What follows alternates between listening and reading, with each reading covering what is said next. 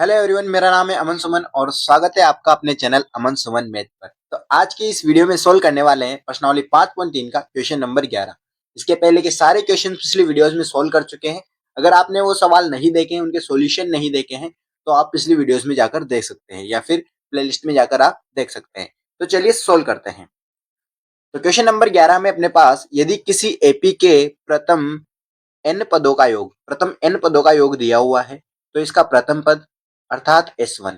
S1 का मतलब प्रथम पद ही होता है, क्योंकि S1 का मतलब एक पद का योग, और एक पद का योग मतलब प्रथम पद ही होगा। क्या है ना। S1 निकालना है, प्रथम दो पदों का योग, पहला और दूसरा, उन दोनों का योग मतलब कि S2। दूसरा पद क्या है, दूसरा पद मतलब A2। पहला पद A1, दूसरा पद A2 निकालना है। इसी प्रकार तीसरे, 10वें और nवें पद ज्ञात कीजिए। तीसरे मतलब A3, 10वें मतलब A10 और nवें पद मतलब AN अपन को यहाँ पर ज्ञात करना है। तो चलिए सोल्व करते हैं। देखो कैसे सोल्व करेंगे। सॉल्यूशन, एक मिनट रुको, पेन ले लेते हैं यहाँ से, पेन, ठीक है। चलो सॉल्यूशन। सॉल्यूशन में क्या लिखेंगे। सबसे पहले उसने दिया है n पदों का योग, तो यहाँ लिखेंगे क्योंकि n पदों का योग, और n पदों का योग कितना है, 4n माइनस एन स्क्वायर। ये n पदों का योग दिया हुआ है। तो इसकी सहायता से अपन यहाँ पर निकालेंगे पहले पद का योग, दो पदों का योग। तो अगर इसमें n का मान एक रखते हैं, n का मान एक रखते हैं, क्योंकि ये क्या है, एस एन है। क्या है ये, एस एन, यहाँ ब्रैकेट में लिख देंगे एस एन, ठीक है, एस एन। तो ये है एस एन। अपन यहाँ पे S1, S2, S3 ऐसे निकाल सकते हैं। तो अगर अपन यहाँ पर प्रथम पद निकालना चाहें तो क्या लिखेंगे, तब प्रथम पद, प्रथम पद, उसको आप A1 बोलो या S1 बोलो, एक ही बात है। तो यहाँ से S1, A1 या S1 बराबर, इसमें अपन किसका मान रख देंगे, एक रख देंगे, इनका मान, ठीक है। माइनस एक का स्क्वायर बराबर, चार को एक से गुणा करेंगे, चार, माइनस एक का स्क्वायर एक होता है, तो आ गया तीन। A1 या S1 का मान कितना आ गया, तीन। मतलब कि प्रथम पद क्या आ गया इसका, तीन आ गया। या फिर S1 की बात करें, प्रथम पद और S1 सेम ही है, तो कितना आ गया इसका, तीन आ गया। अब उसने बोला है दो पदों का योग, प्रथम दो पदों का योग, तो यहाँ लिखेंगे तथा प्रथम दो पदों का योग, ठीक है, मतलब कि S2। तो यहाँ से S2 बराबर हो जाएगा इस फॉर्मूले में, जो 4n minus N square, S N का फॉर्मूला है, इसमें n का मान कितना हो जाएगा, दो। तो चार गुणा में दो, माइनस यहाँ पे आ जाएगा दो का स्क्वायर। तो चार को दो से गुणा करेंगे तो आठ, माइनस दो का स्क्वायर कितना होता है, चार। और आठ में से जब चार घटाएंगे तो कितना बचेगा अपने पास यहाँ पर, चार। तो दो पदों का योग कितना आ गया, चार आ गया। उसने दूसरा पद भी पूछा है, दो पदों का योग तो पूछा ही है, साथ में पूछा है कि दूसरा पद क्या है। तो देखो S2 की अगर बात करें तो S2 कब निकलता है, जब पहले पद और दूसरे पद को जोड़ते हैं, तभी निकलता है भैया। S2 कब निकलेगा, जब पहले पद और दूसरे पद को जोड़ेंगे। तो यहाँ पर अगर अपन A1 प्लस A2 करें तो S2 निकलेगा, अर्थात जो S2 का मान आया वो A1 प्लस A2 ही है। तो यहाँ लिखेंगे देखो, क्योंकि A1 प्लस A2 बराबर S2 होता है। अब A1 का मान आपके पास है क्या, हाँ, A1 का मान हमारे पास है। कितना है A1 का मान, तीन, प्लस A2 अपन को ज्ञात करना है, और S2 का मान है चार। तो अगर यहाँ से A2 का मान निकालें तो चार, और तीन को उधर भेजेंगे तो माइनस के तीन। यहाँ से A2 का मान आ जाएगा कितना, एक। A1 का मान तीन आ गया और A2 का मान कितना आ गया, एक आ गया। यहाँ पे लिखेंगे क्योंकि A1 बराबर कितना है अपने पास, तीन, और A2 बराबर कितना है, एक। तो दूसरा पद भी निकाल लिया। अब इसी प्रकार से तीसरा पद निकालना है, 10वां निकालना है, और nवां पद अपन को यहाँ पर ज्ञात करना है, ठीक है। तो देखो कोई सा भी पद निकालना हो किसी भी एपी का, उसके लिए अपन को पहला पद यानी कि ए की जरूरत पड़ती है और डी की जरूरत पड़ती है। पहला पद ए तो अपने पास ऑलरेडी है यहाँ पर। अब तीसरा पद निकालेंगे भैया, कौन सा पद निकालेंगे भैया, तीसरा। तो यहाँ से डी निकालते हैं, देखो डी। डी कैसे निकालेंगे, दूसरे पद में से पहला पद घटा दो। दूसरे पद में से पहला पद कैसे घटाएंगे, देखो यहाँ पर दूसरा पद है एक, और इसमें से घटा दो पहला पद, तीन। कितना बच जाएगा, माइनस के दो। डी का मान आ गया, डी का मान कितना आ गया, माइनस के दो। अब निकालते तीसरा पद, तब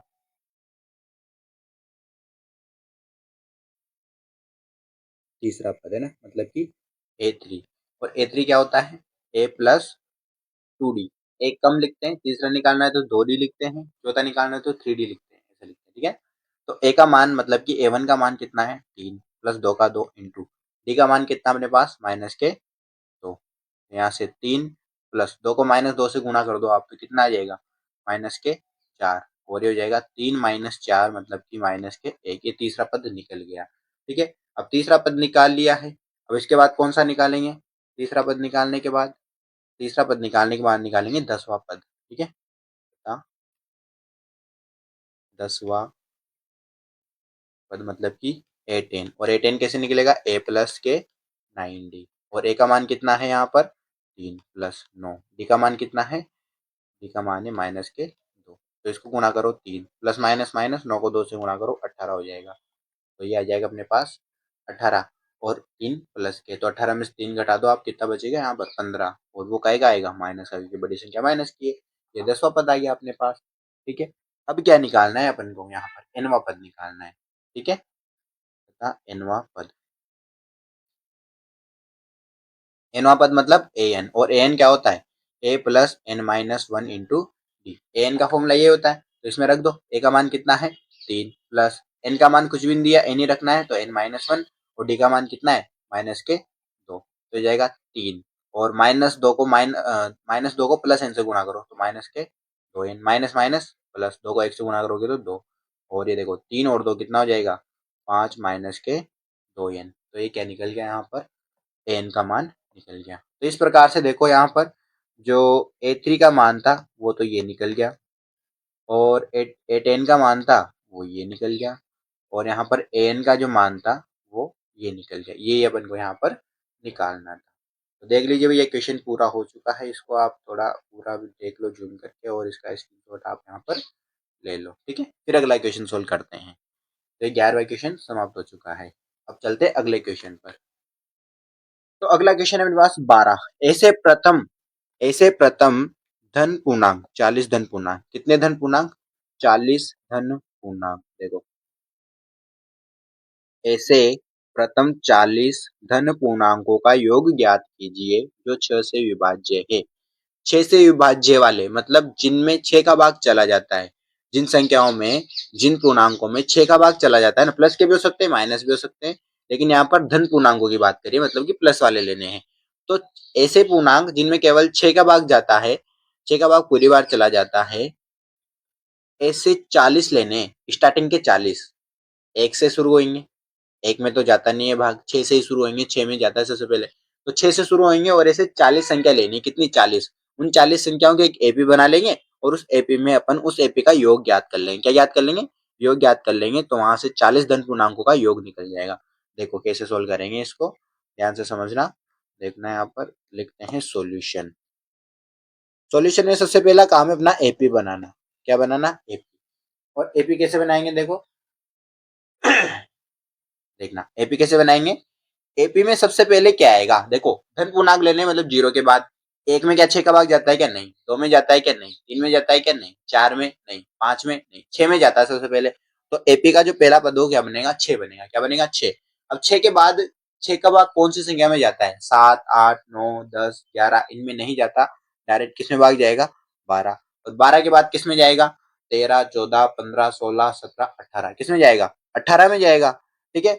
और 18 के बाद इससे चलता जाएगा ये, ठीक है। अब देखो ऐसे 40 निकालने, कितने निकालने हैं 40, तो 40 निकाल लेंगे अपन यहाँ से, लेकिन ये ए बी बन गई अपनी। अब सबसे पहले 40 पदों का योग ज्ञात करना है अपन को, किसका, 40 का। तो एन का मान तो कितना हो गया 40, और बाकी क्या क्या चीजें चाहिए अपन को फॉर्मूले में।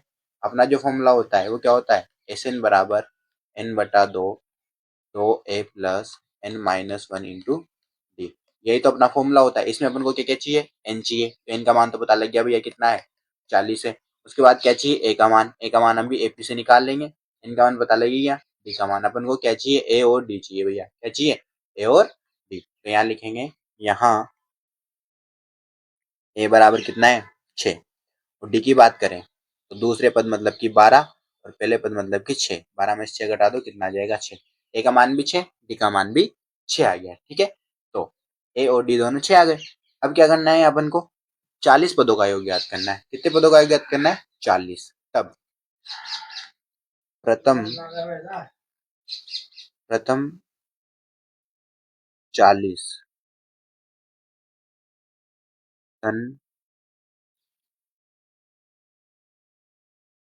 पूर्णांकों का योग। ठीक है, तो यहाँ पे क्या लिखेंगे, एस 40 और एस 40। एस 40 बराबर कितना हो जाएगा, देखो एक बार फॉर्मूला लिख देते हैं एस एन का। तो एस एन बराबर होता है एन बटे दो a plus N minus one into D, यही होता है।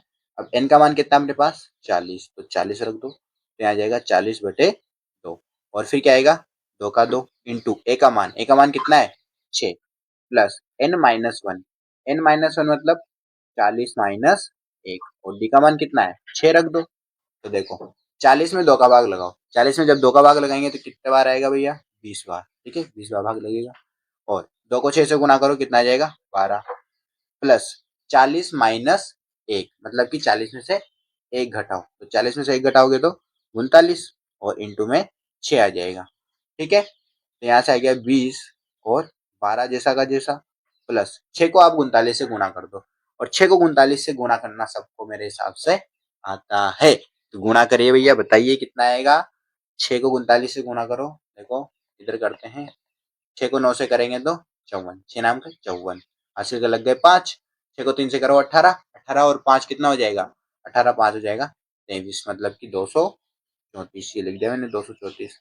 20 आगे जैसा का जैसा, और 12, और 12 और इसको 234 को जोड़ लो 12, तो 4 और 2 6, 3 और 1 4, और 2 जैसा का जैसा, तो कितना आ गया, 246। अब 20 को गुणा करो 246 से, इससे 246 इंटू 20। ठीक है, तो 2 से गुणा कर लेते हैं, जीरो लगा देंगे लास्ट में। तो 2 से 6 को गुणा करो 12, 2 को 4 से गुणा करो 8, 8 और 1 9, 2 को 2 से करो 4, पीछे लग जाएगा 1 0, तो 4 9 2 0 गुणन 420।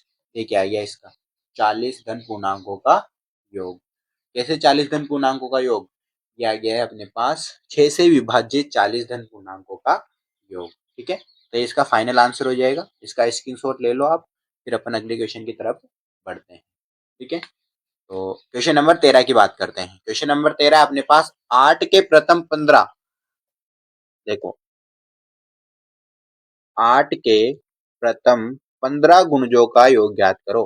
प्रथम 15 गुणजों की बात हो रही है, कितने गुणजों की बात हो रही है, 15 की। 8 के प्रथम 15 गुणज की बात हो रही है। गुणज क्या होते हैं, मतलब 8 को आप गुणा करते जाओ, उन्हीं को गुणज बोलते हैं। 8 को पहले 1 से करो, पहला गुणज, 2 से करो दूसरा गुणज, तीसरे करो तीसरा गुणज, ऐसे 15 गुणजों का योग ज्ञात करना है। मतलब कि n का मान कितना है, 15 है।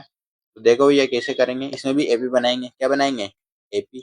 और एपी किसकी बनेगी, 8 के गुणजों की। तो 8 का पहला गुणज क्या होता है, 1 से गुणा करो 8 ही होता है। दूसरा गुणज 2 से गुणा करो 16, तीसरा गुणज 3 से गुणा करो 24। ये हो गए, ये एपी बन गई अपनी, क्या बन गई, एपी। इसके 15 गुणजों का है, मतलब कि एन का मान कितना है यहाँ पर, 15 है। तो यहाँ ए बराबर 8, पहला पद क्या है 8।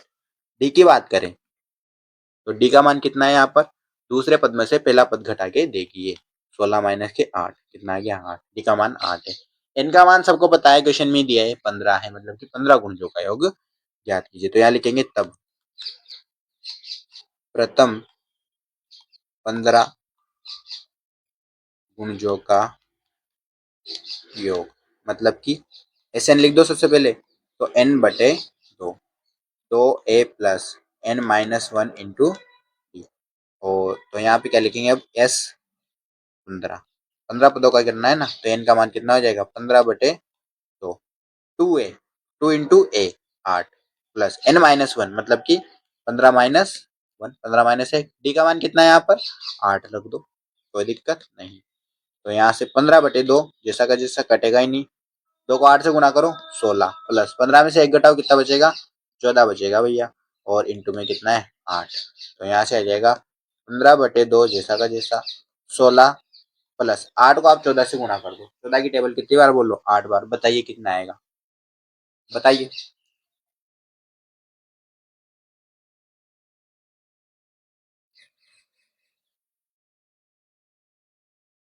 कितना आएगा बताइए? 112। कितना आएगा? 112 आएगा। अब आगे चलो आप। S15 बराबर S15 बराबर 15/2 जैसा का जैसा। 16 में 112 जोड़ दो आप। 16 में 112 जोड़ोगे तो कितना हो जाएगा? 6 और 2 8, एक और एक 2 और एक 128। ठीक है। अब देखो ये 128 वो 2 से कट जाएगा। किससे कट जाएगा? 2 से। तो काट दो भैया, उड़ा दो इसको। क्या कर दो इसको? उड़ा दो। तो 2 से उड़ा दीजिए आप 128। कितनी बार उड़ेगा 2 से 128? 12 तो उड़ेगा 6 बार, और 8 कितनी बार उड़ेगा? 4 बार, मतलब कि 64 बार। तो यहाँ से देखो आप 15 इंटू 64 आ जाएगा। कितना आ जाएगा? 15 इंटू 64, और 15 को 64 से गुना कर लो। ये 15 को पहले 4 से करोगे तो 4×15 60 होते हैं, 6, और 4×15 60, 5×15 74, 6×15 90, 90 और 6 96, 960 आ गया इसका आंसर। कितना आ गया? 960। S15, ठीक है ना। S15 का मान कितना आ गया अपने पास? 960। तो ये अपना यहाँ पर फाइनल आंसर हो जाएगा। ठीक है। तो भैया 3 क्वेश्चन यहाँ पर हो चुके हैं, इसका भी आप स्क्रीनशॉट ले लीजिए। अगर आपको वीडियो अच्छा लगा हो तो लाइक करें, सब्सक्राइब करें, अपने दोस्तों को जरूर शेयर करें। सभी सवालों के सॉल्यूशन आपको इस चैनल पे मिल जाएंगे। पिछली वीडियोस में आप बाकी के सवालों के सॉल्यूशन देख सकते हैं। आगे आप मुझे कमेंट करके बता सकते हैं कि कौन सी प्रश्नावली के सवालों के सॉल्यूशन आपको चाहिए, कौन से सवाल का स्पेशली सॉल्यूशन आपको चाहिए। कोई भी डाउट हो तो आप कमेंट बॉक्स में कमेंट करके मुझसे पूछ सकते हैं। बाकी मिलते हैं आपसे नेक्स्ट वीडियो में। तब तक के लिए आप पढ़ते रहिए, हंसते रहिए, मुस्कुराते रहिए, मस्ती करते रहिए, और अपनी बोर्ड एग्जाम की अच्छे से तैयारी करते रहिए। ठीक है भैया, धन्यवाद।